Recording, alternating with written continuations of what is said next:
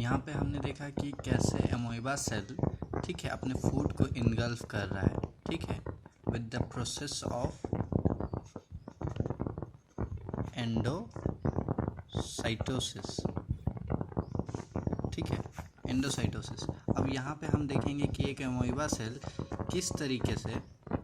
ठीक है, अपने वेस्ट मटेरियल्स, यहाँ पे वेस्ट मटेरियल्स है, उसको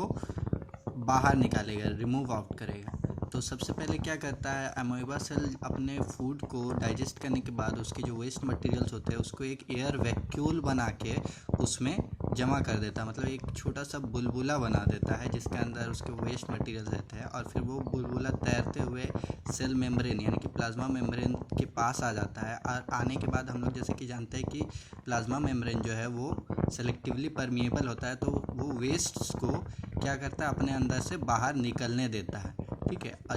जिस तरीके से ये वेसिकल्स बना के निकलने देता है, ठीक है,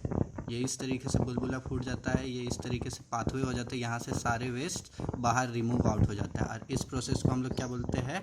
एक्सोसाइटोसिस बोलते हैं, ठीक है। तो देखा आपने किस तरीके से अमोइबा सेल जो होता है वो एंडोसाइटोसिस करता है और किस तरीके से वो एक्सोसाइटोसिस परफॉर्म करता है, ठीक है। नाउ पॉइंट नंबर 14, ठीक है, the cell wall. Cell wall is a rigid outer covering composed of cellulose, ठीक है। सेल वॉल जो है वो एक बहुत ही ठोस कह सकते हैं आउटर कवरिंग है, बाहरी लेयर है जो सेल्यूलोज से बना हुआ होता है, ठीक है। ये प्लांट सेल्स को मजबूती प्रोवाइड करता है, ठीक है, प्रदान करता है। When a living cell loses water, जब एक जीवित सेल जो होता है वो पानी अपने अंदर से लूज़ करता है, ठीक है, तो वो क्या करता है, जैसे पानी उसके अंदर से निकलते जाएगा तो वो सिकुड़ता जाएगा, तो वो सिकुड़ जाता है, ठीक है, और सेल वॉल की मदद से वो क्या होता है, पूरा चिपक जाता है एकदम, क्योंकि उसके अंदर से पानी पूरा निकल जाता है, ठीक है। तो इस फेनोमेना को हम लोग कहते हैं प्लाज्मोलाइसिस, ठीक है। और जैसे कि हम लोग जानते हैं ये होता है हमारा हाइपोटोनिक सॉल्यूशन में, ठीक है,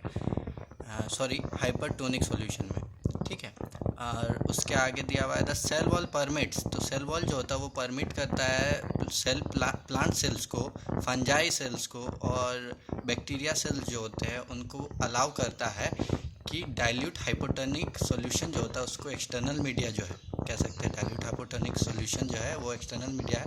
उसमें बिना फटे वो रह सकता है, यानी कि सेल वॉल कहीं ना कहीं एक आउटर कवरिंग है तो उसको कह सकते हैं कि स्ट्रेंथ प्रोवाइड करता है जिसके वजह से वो फटता नहीं है, ठीक है, सेल वॉल, ठीक है। अगर ये सेल मेम्ब्रेन होता सिर्फ तो वो फट जाता है, लेकिन सेल वॉल थोड़ा मजबूत होता है तो इसीलिए वो फटने नहीं देता है, उसके अंदर बहुत ज़्यादा पानी भर जाता है तब भी वो फटने नहीं देता है, ठीक है, वो स्वेलअप कर जाता है लेकिन वो फटता नहीं है, ठीक है। नेक्स्ट चलते आगे की तरफ, nucleus. It is the dark coloured spherical और oval dot like structure near the centre of a cell called nucleus, ठीक है। तो न्यूक्लियस जो है वो एक डार्क कलर्ड, ठीक है, मतलब बहुत ही गहरे कलर का स्फेरिकल यानी कि गोल बॉल की तरह एक ओवल शेप में डॉट लाइक स्ट्रक्चर होता है, ठीक है,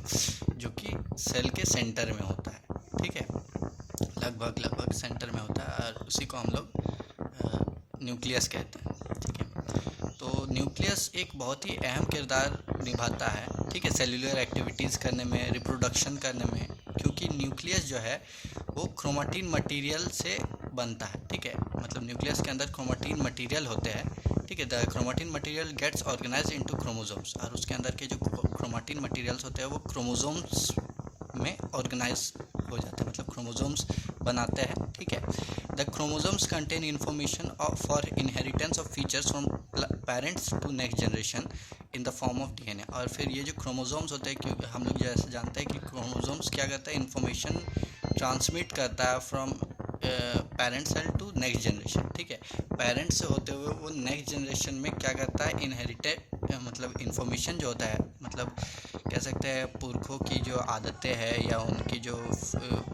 कह सकते हैं कुछ खास फंक्शंस, प्रॉपर्टीज़, इनहेरिटेंस, कुछ इन्फॉर्मेशन को वो पेरेंट से नेक्स्ट जनरेशन तक पहुंचाता है इन द फॉर्म ऑफ डीएनए के फॉर्म में। डीएनए का फुल फॉर्म है